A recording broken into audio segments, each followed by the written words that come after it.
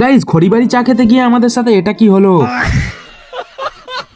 তো hello guys, welcome back. কেমন আছো সবাই? হঠাৎ আজকে বিকালে এই প্ল্যানটা হলো যে খড়িবাড়ি চা খেতে যাবো। তো প্রথমে লাউহাটি চলে আসলাম এই ভাইটার সঙ্গে দেখা করতে, কারণ এই ভাইটা আমাদের সাথে ভিডিও করবে। তো ভাইয়ের সঙ্গে দেখা করার পর দেখা হয়ে গেল নাজমুল ভাইয়ের সঙ্গে। আর নাজমুল ভাইকে তোমরা কে কে চেনো কমেন্টে অবশ্যই জানাবে। তো ভিডিও শুট কমপ্লিট করার পর হালকা করে মাজা খেয়ে নিলাম। তো মাজা খাওয়ার পর আমরা লাউহাটি ছেড়ে যখন যাচ্ছিলাম তখন আবার দেখা হয়ে গেল মোস্তদার সঙ্গে। আর মোস্তদার সঙ্গে কথা বলার পর আমাদের মনে পড়লো যে আমরা তো খড়িবাড়ি যাবো, তাই আমরা আবারও বার হয়ে গেলাম খড়িবাড়ি যাওয়ার উদ্দেশ্যে। তো অনেক ভাঙাচোরা রুট পার করার পর আমরা ফাইনালি এসে পৌঁছে গেলাম এই পাকা রোডে। সামনেই দেখছো যে পুলিশের একটা চেম্বার আছে। আমাদের তো ভয় লাগছিল যে পুলিশ না ধরে। আর সত্যি কথা বলতে আমরা প্রায় 5 বছর পর খড়িবাড়ি যাচ্ছি। তো অনেক হ্যাপা পার করার পর ফাইনালি এসে পৌঁছলাম খড়িবাড়ি, মানে সেই বিখ্যাত জায়গাটা। আর আমরা এখানে এসেছিলাম মিঠুদার চায়ের দোকান থেকে, আমাদেরকে একটা দাদা ইনভাইট করেছিল। তাই এখানে আসার পর দাদাদের কাছ থেকে আমরা 1 কাপ করে চা নিয়ে নিলাম।